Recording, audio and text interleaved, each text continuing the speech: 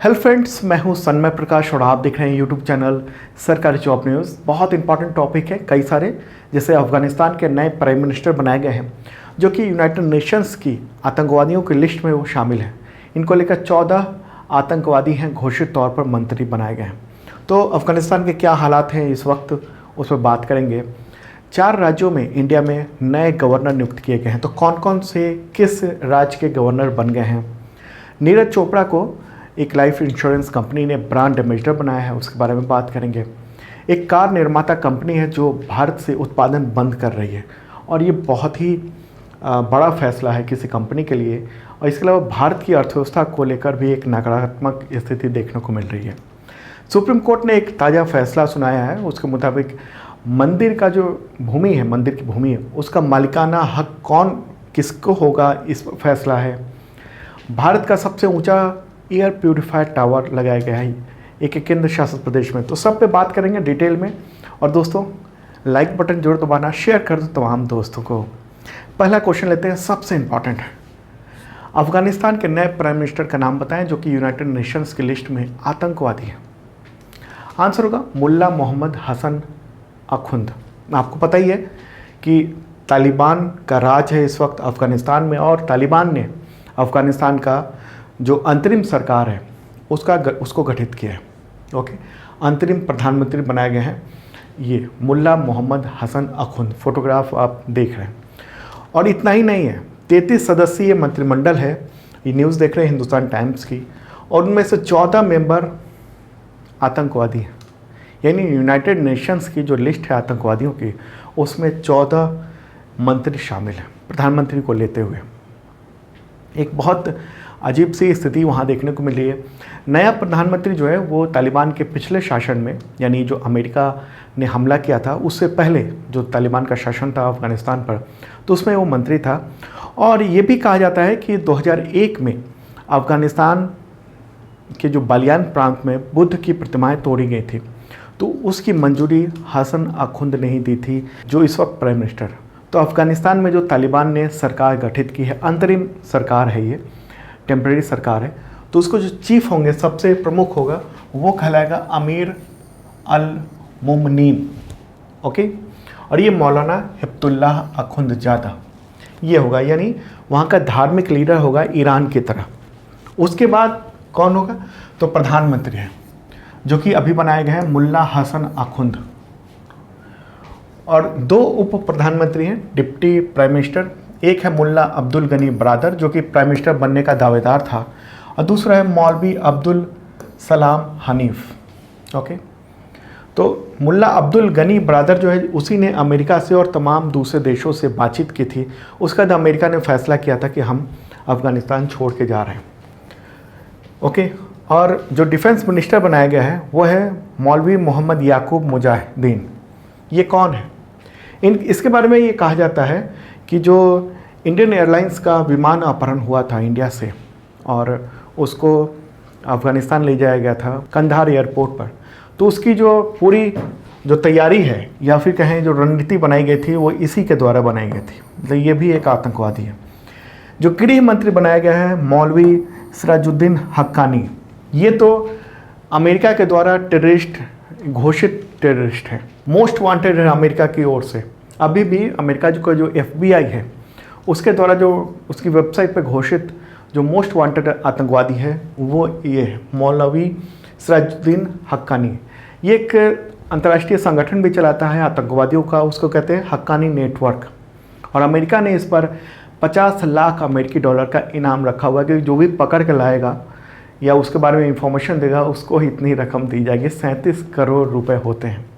ये हक्कानी है, इसकी का समूह है जो पिछले 20 साल से कई घातक हमले किए अफगानिस्तान में और दूसरे देशों में भी।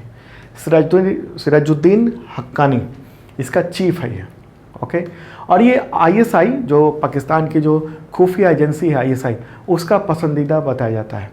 इसी ने काबुल में 2008 में इंडियन जो एम्बेसी थी उस पर हमला किया था। बहुत सारे लोग मारे गए थे, सिक्योरिटी गार्ड वगैरह। ओके, और अच्छा मंत्री तो है ही। तो इसके अलावा कई और जो मंत्री हैं, बाकी मंत्रियों के बारे में आप देख लीजिए, ये सब मंत्री हैं। तो ये सब में से ज़्यादातर आतंकवादी हैं, घोषित आतंकवादी। तो क्या असर होगा अफ़गानिस्तान में जो ये स्थिति है उसका? देखिए, इंडियन एक्सप्रेस ने अपनी रिपोर्ट में ये लिखा है कि तालिबान की जो नई सरकार है उसमें पाकिस्तान की सेना का असर साफ साफ दिख रहा है। बताया गया है कि अफ़गानिस्तान की जो नई सरकार है उसमें आतंकवादी संगठन हक्कानी नेटवर्क और कंधार केंद्रित जो तालिबान समूह है उसका दबदबा है कैबिनेट में। जबकि जो दोहा में, यानी कतर की राजधानी जो दोहा है, वहाँ पर जो तालिबान के ग्रुप ने अंतर्राष्ट्रीय स्तर पर वार्ता शुरू की थी तमाम देशों से, उसको किनारे कर दिया गया। जैसे प्राइम मिनिस्टर के जो दावेदार थे मुल्ला अब्दुल गनी बरादर, उसको डिप्टी प्राइम मिनिस्टर बनाया गया, जबकि प्राइम मिनिस्टर बनने का ये बात हो रही थी। तालिबान की नई कैबिनेट में 33 में से 20 जो है वो कंधार केंद्रित तालिबान समूह और हक्कानी नेटवर्क का लोग हैं। तो इसमें यह भी देखा जा रहा है कि पाकिस्तान का काफ़ी ज़्यादा दबदबा है। होम मिनिस्टर के तौर पर हक्कानी है, जो न केवल मतलब अफ़गानिस्तान की सुरक्षा की जिम्मेदारी होगी, बल्कि जो अफ़गानिस्तान में 34 प्रांत हैं, 34 जो स्टेट्स हैं, वहाँ पर अलग अलग प्रांत हैं, वहाँ पर गवर्नर को नियुक्त करने की जिम्मेदारी भी हक्कानी पर होगी। मतलब ये हुआ कि जो भी राज्य हैं, प्रांत हैं वहाँ पर अफ़गानिस्तान में, वो गवर्नरों की नियुक्ति में ISI की भूमिका होगी। और भारत के लिए एक तरह से ये रणनीतिक झटके के तौर पर देखा जा रहा है, एक अलग ही बात। तो मुझे लगता है अफ़गानिस्तान के मुद्दे पर जो बेसिक चीज़ है वो आप समझ चुके होंगे। चलिए आगे बढ़ते हैं, अगला क्वेश्चन लेते हैं। उत्तराखंड के नए गवर्नर कौन हैं? आंसर होगा lieutenant general Gurmeet Singh. Photograph आप देख रहे हैं, वो रिटायर्ड सैन्य अधिकारी हैं। राष्ट्रपति रामनाथ कोविंद ने 9 सितंबर को रात को ही उनको उत्तराखंड का नया गवर्नर नियुक्त किया है, लेफ्टिनेंट जनरल गुरमीत सिंह। तो वो महत्वपूर्ण सैन्य और कूटनीतिक, इसके अलावा जो सीमा है भारत की अलग अलग देशों के साथ जो मिलती है, इसके अलावा चाइना के साथ जो इंडिया का है लाइन ऑफ एक्चुअल कंट्रोल यानी LAC, तो उसको लेकर बैठक के लिए जो भी तनाव होते हैं, 7 बार ये चीन का दौरा कर चुके हैं। तो इम्पॉर्टेंट पर्सनालिटी हैं, ये इंडियन आर्मी में थे, रिटायर्ड हैं। तो अब ये गवर्नर बन गए हैं उत्तराखंड के। इससे पहले कौन गवर्नर थी? तो बेबी रानी मौर्य, ये देख रहे हैं फोटोग्राफ। तो इनकी जगह अब बनाए गए हैं नए गवर्नर। बेबी रानी मौर्य, इन्होंने 8 सितंबर को इस्तीफा दे दिया था।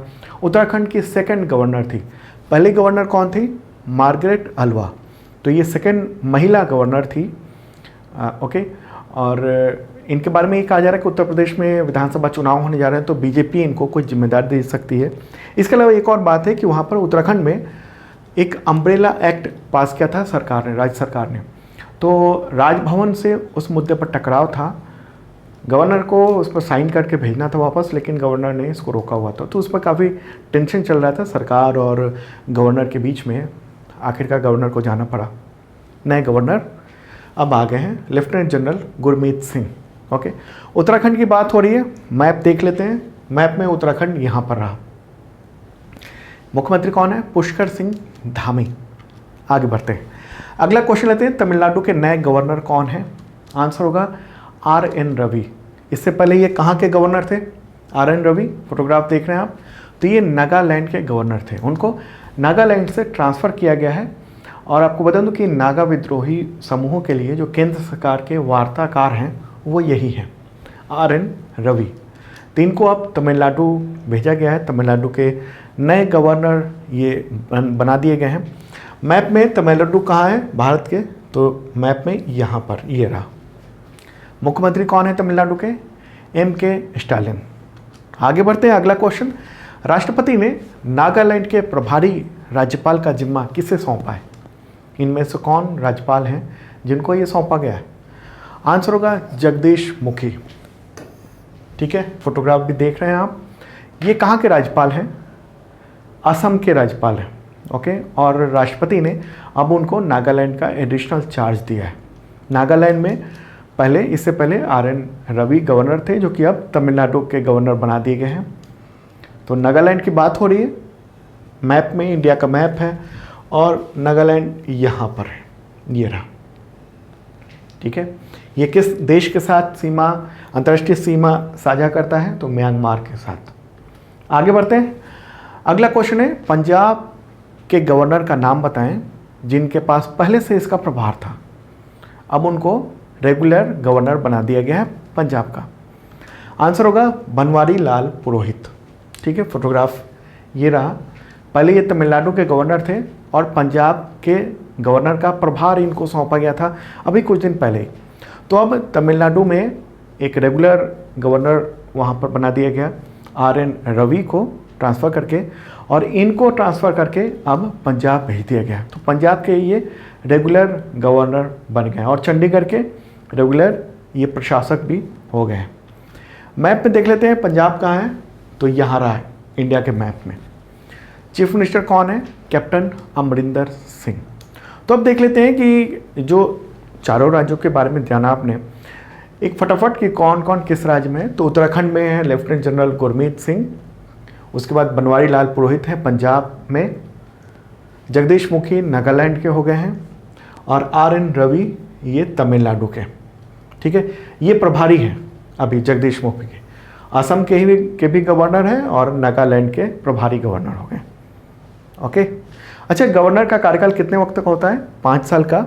और केंद्र सरकार ये सजेस्ट करती है राष्ट्रपति को, राष्ट्रपति उस पर मुहर लगाते हैं कि हाँ ठीक है, केंद्र सरकार ने यानी केंद्रीय मंत्रिमंडल ने ये फैसला किया कि इनको गवर्नर बनाया जाए, और वो ठीक है।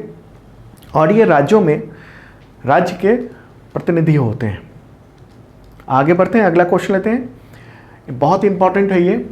रक्षा खरीद को मंजूरी मिली है। क्वेश्चन होगा, केंद्र सरकार ने इंडियन एयरफोर्स के लिए 56 ट्रांसपोर्ट एयरक्राफ्ट खरीदने को मंजूरी दी है। तो इनमें से कितने विमान भारत में बनेंगे? ट्रांसपोर्ट एयरक्राफ्ट का नाम क्या है? नाम है C-295MV।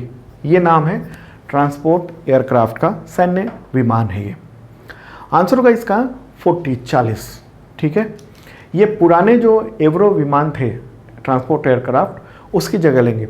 देखिए, एयरफोर्स में 2 तरह के फाइटर प्लेन होते हैं, एयरक्राफ्ट होते हैं। एक फाइटर एयरक्राफ्ट होता है जैसे रफाल है, और दूसरा होता है रफाल का काम हो या फाइटर एयरक्राफ्ट का काम है जाके बम गिराना, और जो ट्रांसपोर्ट एयरक्राफ्ट होते हैं उसका काम होता है ट्रांसपोर्टेशन का काम। जो भी सैन्य उपकरण है या टैंक है या छोटे हेलीकॉप्टर है, कहीं दूर ले जाना है तो उससे इसको ले जाया जाता है। ठीक है, तो केंद्र सरकार की कैबिनेट कमेटी ऑन सिक्योरिटी उसी ने ये मंजूरी दी है।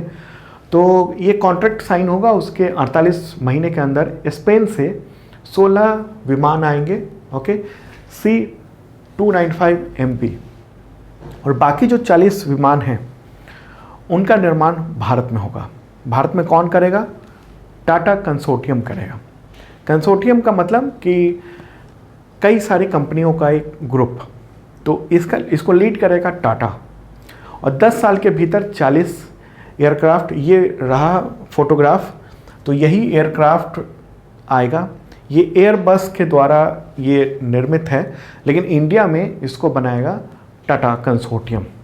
ओके, अपनी तरह का ये पहला प्रोजेक्ट है जिसमें एक प्राइवेट कंपनी भारत में सैन्य विमान का निर्माण करेगी, और इसकी लागत $3 बिलियन होने की उम्मीद है, $3 बिलियन के आसपास। देखिए, मैंने बताया कि जो 56 ये एयरक्राफ्ट आएंगे नए, इनमें से 16 तो स्पेन से आएगा और बाकी 40 इंडिया में बनाए जाएंगे। ये जो पुराने विमान थे 56, उनकी जगह लेंगे। ठीक है, और जो क्योंकि 1960 के दशक में बहुत सारे एयरक्राफ्ट खरीदे गए थे जो ट्रांसपोर्ट एयरक्राफ्ट थे, तो उनकी जगह ये लेगा। कॉन्ट्रैक्ट के 48 महीने के अंदर स्पेन से 16 विमान आ जाएंगे। ठीक है, फ़ायदा ये होगा इंडिया में बनने से कि इसके बहुत सारे ऐसे पार्ट हैं जो कि MSME बनाएगा, यानी जो लघु मध्यम उद्योग जो है, सूक्ष्म उद्योग है, उन सब से इसके पार्ट्स वगैरह बनवाए जाएंगे। और बाकी जो असेंबल करने का काम है, बड़े बड़े जो चीज़ें बनाने का काम है, वो टाटा कंसोर्टियम करेगा। टाटा के नेतृत्व में कई सारी कंपनियां करेंगी। ठीक है, तो इंडियन एयरफोर्स के चीफ हैं RKS भदौरिया। तो उनका ये कहना है कि वायुसेना अगले 2 दशक में यानी 20 साल के अंदर में 350 ट्रांसपोर्ट एयरक्राफ्ट खरीदने का विचार कर रही है। ओके, क्योंकि अभी ज़रूरत है। क्यों ज़रूरत है? जो तमाम जो अंतर्राष्ट्रीय परिस्थितियां बदल रही हैं अफगानिस्तान को देखते हुए। ओके, चलिए आगे बढ़ते हैं, अगला क्वेश्चन लेते हैं। हाँ, उससे पहले बता दूं कि 2021 का जनवरी से अगस्त तक का करंट फोर्स भी अवेलेबल है। इस वीडियो के डिस्क्रिप्शन में तमाम एग्जामिनेशन में काम आएगा। अभी जो SSC GD का अनाउंसमेंट हो गया उसमें भी काम आएगा, देख सकते हो, डिस्क्रिप्शन चेक कर लेना, बुक भी अवेलेबल है। अगला क्वेश्चन लेते हैं, किस लाइफ इंश्योरेंस कंपनी ने ओलंपिक गोल्ड मेडल विजेता नीरज चोपड़ा को ब्रांड एम्बेसडर बनाया है? आंसर होगा Tata AIA insurance company limited. इस कंपनी के CEO हैं नवीन तहलियानी। ओके, और सन 2000 में इसकी स्थापना हुई थी कंपनी की। तो नीरज चोपड़ा ने टोक्यो ओलंपिक में जेवलिन थ्रो में गोल्ड मेडल जीता था, तो उनको अब बना दिया गया है ब्रांड एम्बेसडर। ओके, ये अनाउंसमेंट हो रहा था, ये टाटा AIA की ओर से, और ये नीरज चोपड़ा है।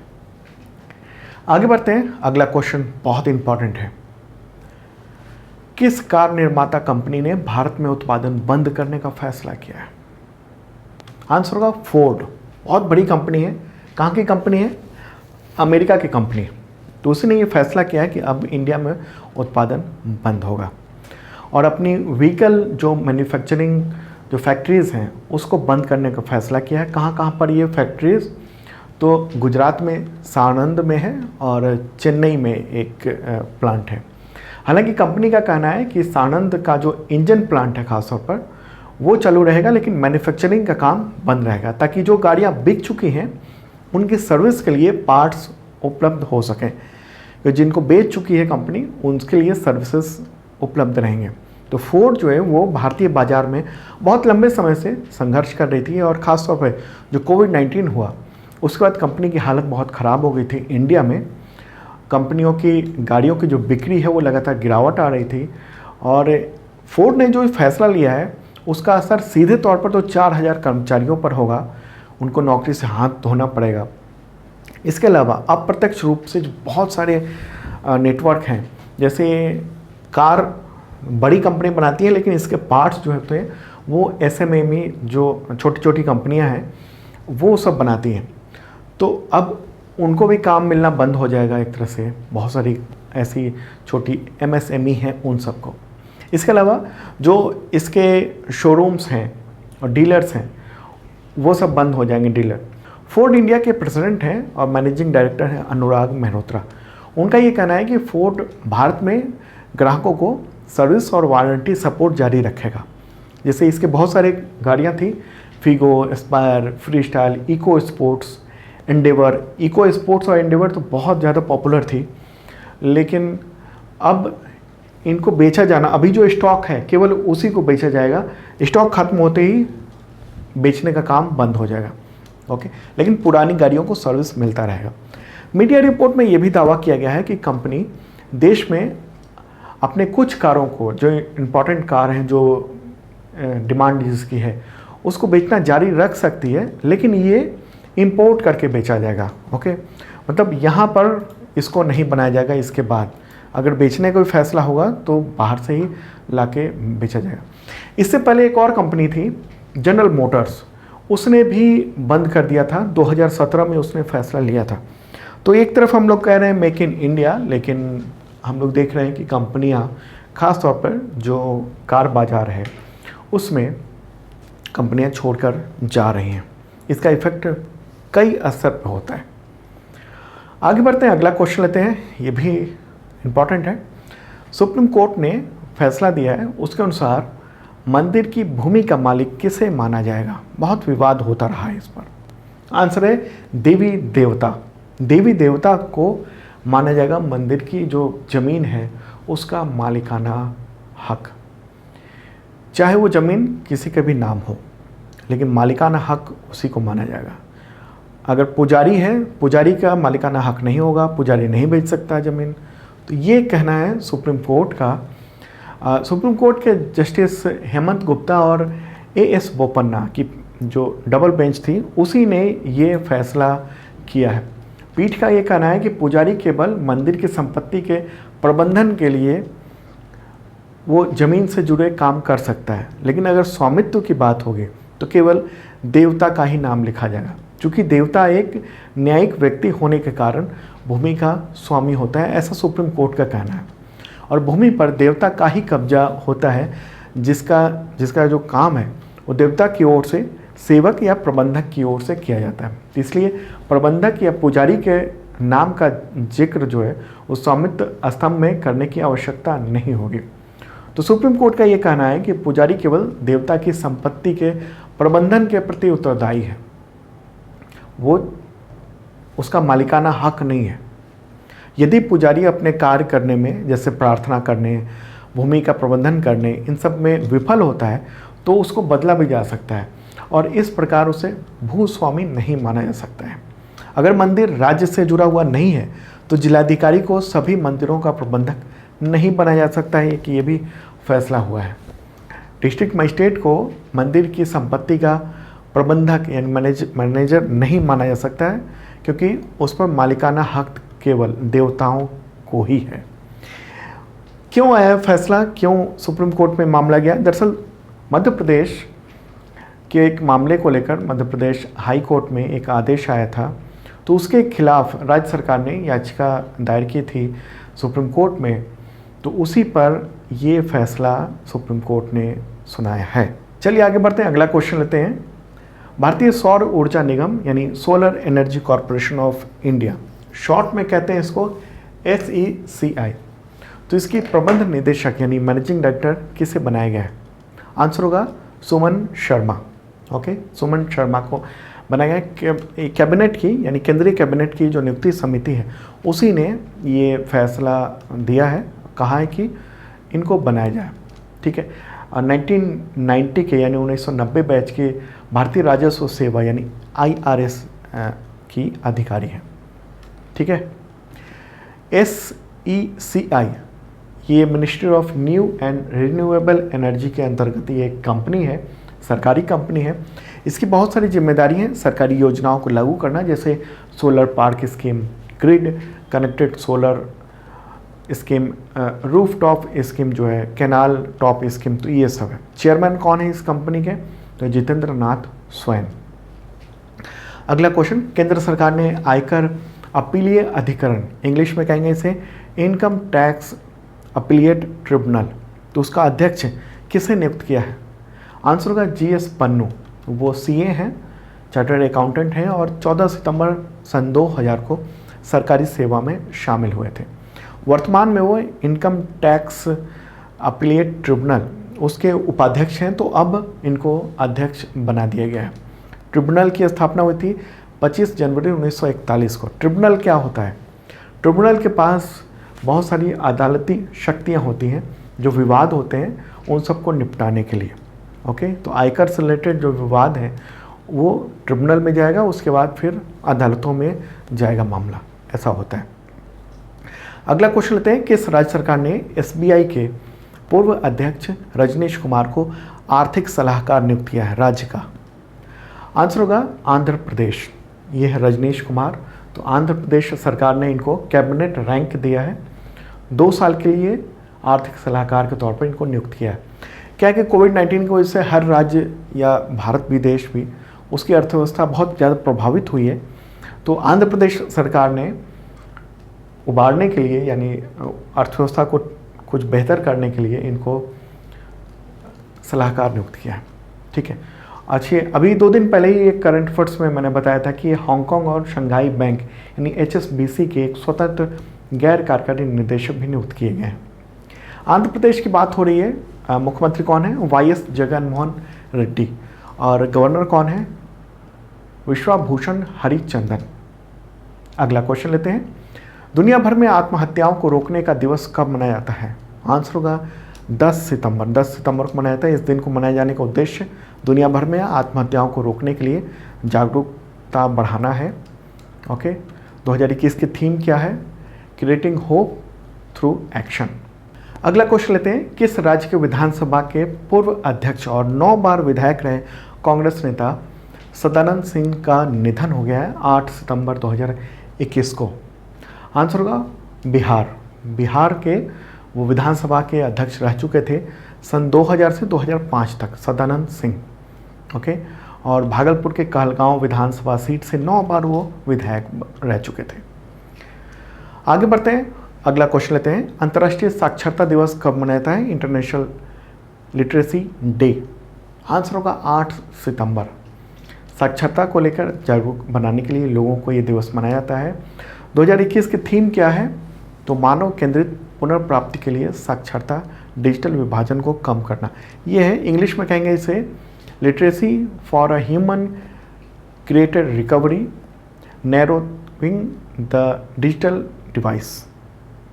अगला क्वेश्चन, शिक्षा को हमले से बचाने के लिए अंतर्राष्ट्रीय दिवस कब मनाया जाता है? International day to protect education from attack. Answer होगा 9 सितंबर। आप सोच रहे होंगे ये क्या दिवस है?